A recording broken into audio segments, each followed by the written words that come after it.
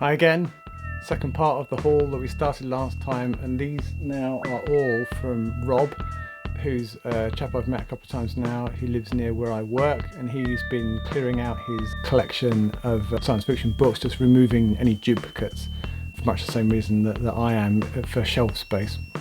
So and he was very kind to give them to me. He was going to give them to charity, and I sort of intercepted them, as it were, and so I've been very grateful to receive them. So if you're watching, Rob, thank you very much.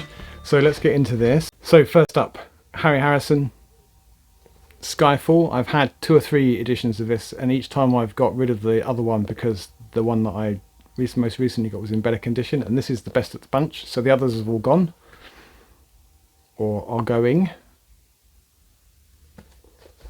And similarly, I had a copy of this, The Day After Tomorrow, which I've jettisoned because this is in very nice condition. It's basically unmarked, it's mint, and it will date back to the early 70s, I think. It's priced at 30p, 1974.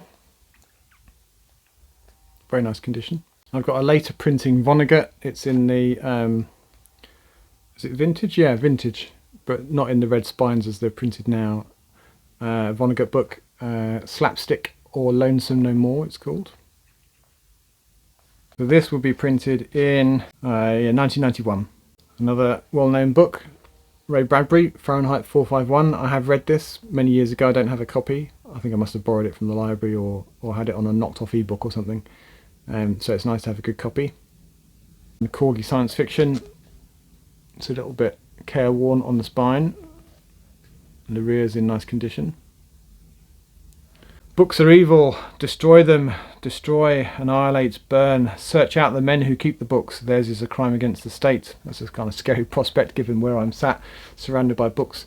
I'm obviously public enemy number 1. And then there's somebody who I've never heard of, but apparently is the Dean of Hard SF. So this is James P. Hogan's Paths to Otherwhere.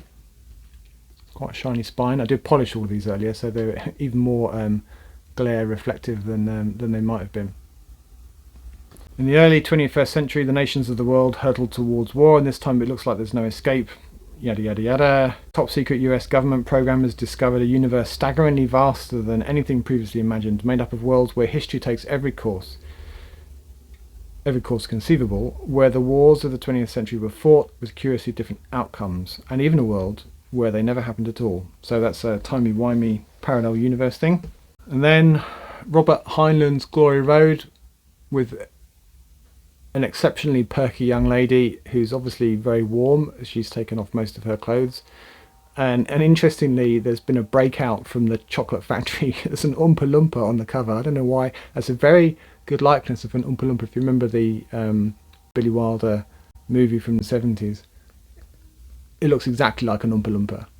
But anyway, like I say, in this world, clearly the ambient temperature is very friendly, and they've evolved to the point where society doesn't value clothing, and she's rather pneumatically endowed as well.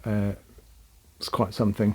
Unfathomable adventures, incredible imagination, sex, no shit, and brutality, heroism and recklessness, a triumph according to the Chicago Tribune. I'll just give you one more look at her. It's rather magnificent, and the Oompa Loompa if that's your jam as well. And then, keeping with the theme, it's not deliberate, honest. I don't know if it's the same, if she was like a life art model that went from cover artist to cover artist. I know, but similarly perky young lady in not very many clothes. In fact, none at all in this case, apart from a bracelet. This is a book called The Godmakers by Frank Herbert this time. That's quite something. Lewis Orne, a man with great personal magnetism, makes planetfall on Hamal. He's a freewheeler, but his assignment is precise this time: to detect any signs of latent aggression in this planet's population, situated as it is on the edge of a war-weary and devastated galaxy. Soon he's invited to join the company of gods on this planet. Fantastic journeys and the rites he performs are a masterly tour de force from this highly imaginative writer, from the author of Dune, obviously. I wonder if he gets to meet our friend on the front here. She probably doesn't even appear in the book. It's just gratuitous, really, isn't it? Okay, that's the first pile. That's my cheap thrill for the day. Somebody with more clothes on this time. Norman Spinrad. I've not read any Spinrad. In fact, this might even be the first one I own. It's in the sphere science fiction. So somebody in a gimp suit with some slaves of some kind behind. It looked like sort of fairly Neanderthal browed to me. Don't know what's going on there. He's got a ball and chain. It's a bit medieval, isn't it? But it's in very nice condition. It's in the sphere science fiction. It will be from the early 70s because it's priced at 30p. And that is what they cost then. Yeah, 1972. It was a Bob Shaw sequel to Orbitsville Departure. I think there was quite a gap between the publication. I can't remember now if I have a copy of Orbitsville or if I just want one because it's one of the Pan Lozenge books and I just don't have it yet. So that may have to sit and wait to be read until I get the first one. It's another Bob Shaw, The Shadow of Heaven this time. Looks like the Death Star there. This is in Corgi. Those who tried never returned, and those who didn't always wondered what they were missing by not attempting the perilous journey to heaven. Not actual heaven, it's the colloquial name for the giant anti-gravity floating disc. So it's a little bit like that movie, what was it called? Elysium? Where the rich were up in orbit and the plebs were down on the planet living in pollution and God knows what. Jack Vance, 5 gold bands, 4 collie birds, 3 French hens, 2 turtle doves and a partridge in a pear tree. Don't know what that's about. Cool alien with a cool gun with another alien behind him with an orange afro kind of haircut. Very odd. First book of the Riverworld saga that I've been waiting for a little while. To Your Scattered Bodies Go. I've got, I think, a couple of the other books in that series, but not the complete set, so I won't try to read that until those appear. This is from it's a 1986 reprint in the Grafton. It's funny that it still says Panther Science Fiction at the top, but it just says Grafton there, and it's not even Granada now, so we've moved on a bit. There's an Avram Davidson was a peer of Isaac Asimov's, I think. Mutiny in Space. It's a US edition. Pyramid Books from 1964. And in very nice condition for a book that's nearly 60 years old. Fritz Lieber in a Panther. The Secret Songs, beg your pardon. You know, and in keeping with the pattern with these books, in very nice condition, really, in very nice condition. Nothing much wrong with it. It's got a bit of scribbling on the price at the back there, but so that one I would think will be from the mid-70s, yeah, 1975. And then there's a stray Brian Stableford in the Hamlin, Critical Threshold, very nice, perfect condition.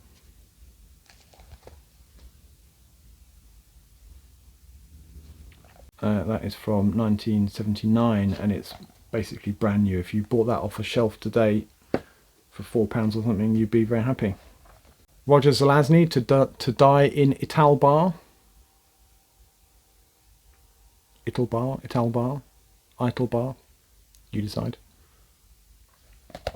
There's the back. Haven't read it, don't know anything about it. I don't think I've read any of his books. Very nice. Harlan Ellison in the Pan Lozenge, the format that I'm trying to collect the full set of which there are nearly 80, I think. Approaching Oblivion. I think it's short stories. I think nearly all of his books were short stories. And it's got a foreword by Michael Crichton. He must have been a very young author at the time. I think 1974 this was first. Yeah, this was printed in 1977, first printed in 1974. So yeah, he would have been quite a young man, certainly pre his Jurassic Park days. And that's got 11 short stories in it. Tanith Lee, in very nice condition. There's another scantily clad lady on the front. Don't make them like that anymore. It's a little bit concave on the spine just from reading, but it's not creased particularly. And that's the rear. It's actually in very nice condition. The Birth Grave, it's called. I don't think I said that. She woke from a sleep of countless years, reborn from the heart of a raging volcano. Her body was a masterpiece all men desired. Yeah, I think that's probably right. Her face a monstrosity that must go masked. That's unfortunate. And we've got a John Brunner, Crucible of Time. I actually got one of these books not very long ago, and I have jettisoned it from my shelves because this is in much nicer condition. The other one was older, but very tatty. So I've decided to let beauty be the determining factor rather than age. And this is in very nice condition. It's much more recent. This will be from the late 80s, I would think. 1990 reprint, in fact. And we've got Henry Kuttner, Bypass to Otherness.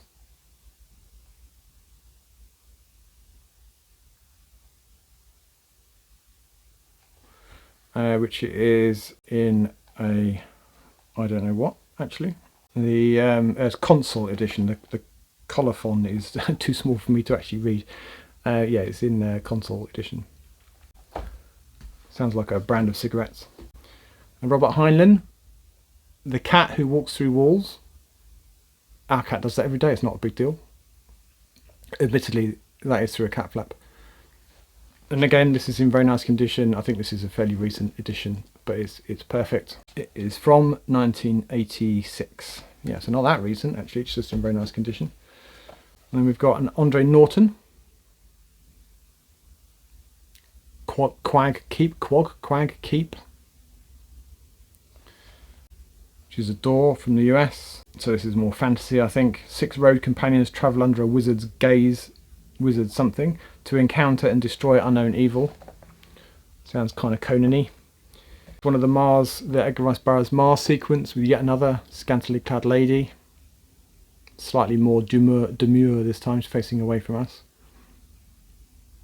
Not fully on display. Synthetic Men of Mars, it's number 9 in the Mars series. I've got John Carter of Mars, which is this cover, in fact. So now I've got 2 in this livery. I now feel obliged to get them all, of which there are about 900, I think. And then somebody I've never heard of, Eric Frank Russell, Sentinels from Space.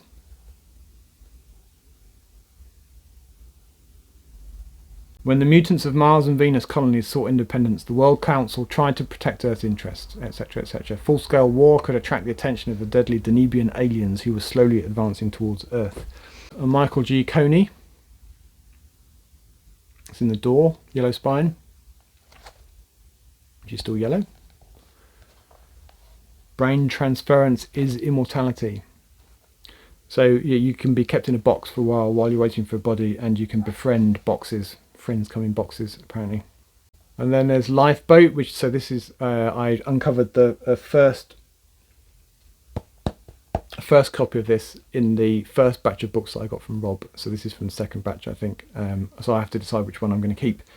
I think the artwork on this is a bit nicer, and this is a shinier, newer copy, so it'll probably be this one. Paul Anderson, The Earth Book of Stormgate 1. I'm not sure if that's a standalone or a series. It's a very slender book. 140 pages, just under. This was published in, first published in the US in 78, printed in this edition in 1980, in very nice condition. And then we've got Ben Bova, Colony. I've read quite a few of his sort of solar system expansion books. I quite like them, and they're a little bit sort of pulpy airport novel type thing, but they're quite good. So this one is the first novel of colonies in space, and I think, no, it's not. I was about to say it's the first edition. It is not. First published in Great Britain in 1979, and this one was reprinted in 1982. Dean R. Kuntz, who I know is a sort of horror writer. I know it's been argued by some that horror is simply a subgenre of science fiction, so maybe that's how we do it, but the Gene Tamperers produced 2 supermen, one a defiant mentalist, I don't know if that's a good thing, the other a defiant god.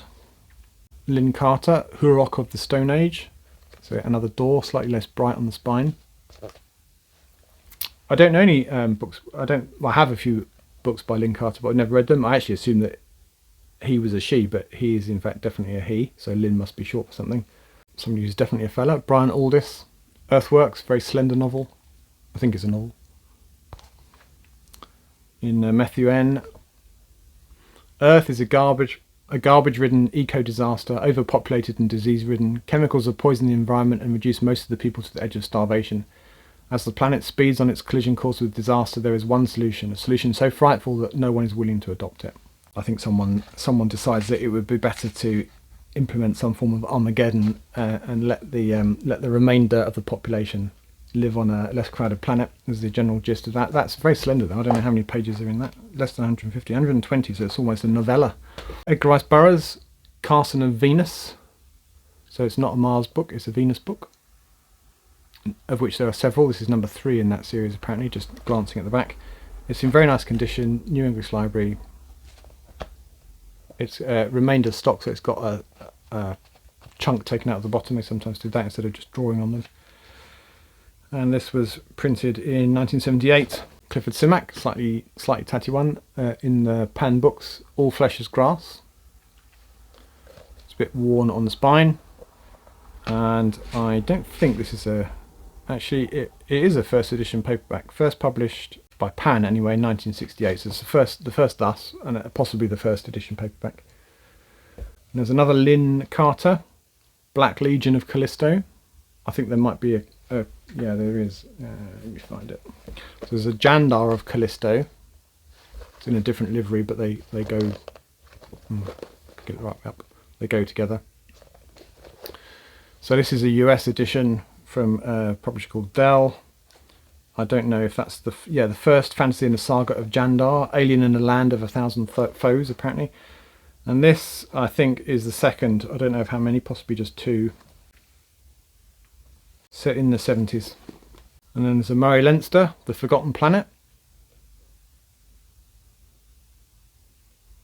with some kind of worm arrangement on the front. Pretty scary looking. It's in perfect condition. So originally from the 1950s, but this is a 1990 reprint by Carroll and Graf. Brian Aldiss, which unfortunately has some cup marks. Someone's plonked their coffee on it at some point. The Interpreter, and this is in a set of his books, of which I have a couple. I think I have The Heirs of Earth and The Canopy of Time, I think. So I don't know how many there are, bearing in mind he's fairly prolific. There's probably a lot more than 3 or 4, but I do now feel inclined to get more of them. Another Aldous Greybeard. I had a couple of copies of this, actually one exactly like this, and I've just kept the one that's in slightly better condition. The other one's gone on my spares pile. And then I've got a what are they called? House of Stratus. I couldn't remember the name. Yeah, I've got this edition, which I'm going to keep because it's quite nice and a bit different. And then we've got Paul Anderson, War of the Wingmen. And then there is indeed a man with wings, sort of literally a Batman. So that looks interesting. Great picture. It's in Sphere. The spine's in good condition, and so is the rear. That dates back, I think, to 1976. All right, let me put some of these down. Okay, so then we've got an Andre Norton, Here Abide Monsters.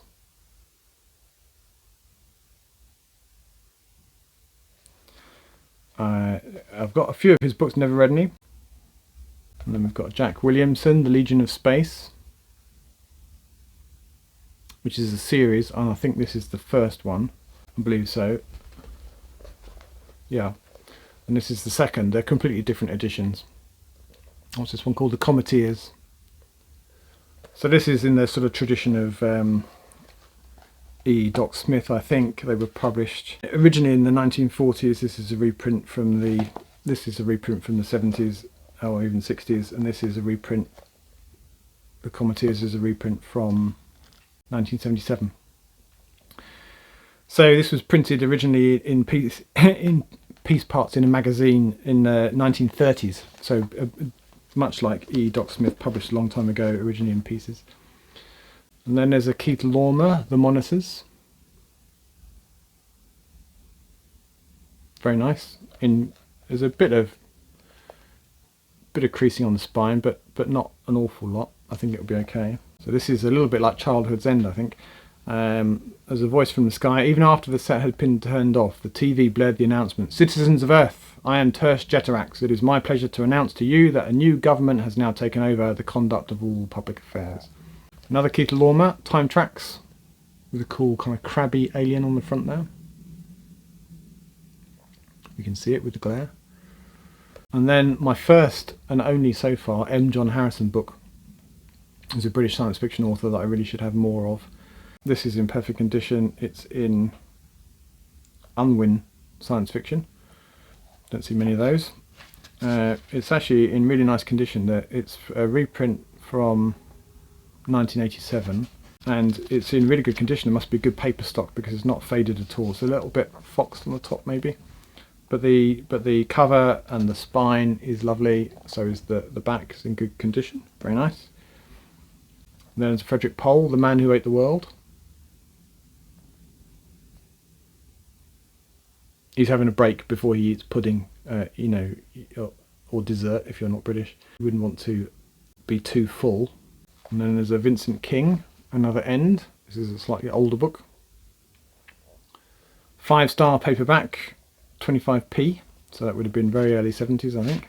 1971, so just post-decimalisation. And then there's a book here called The Starship Titanic, which takes Douglas Adams' name in vain, but was written by Terry Jones. I think they had a chat over a pint or something at one point, and thought it would be a terribly good idea. So this is a spaceship called the Titanic, which was indestructible. You kind of know where that's going, don't you? It's going to crash into something.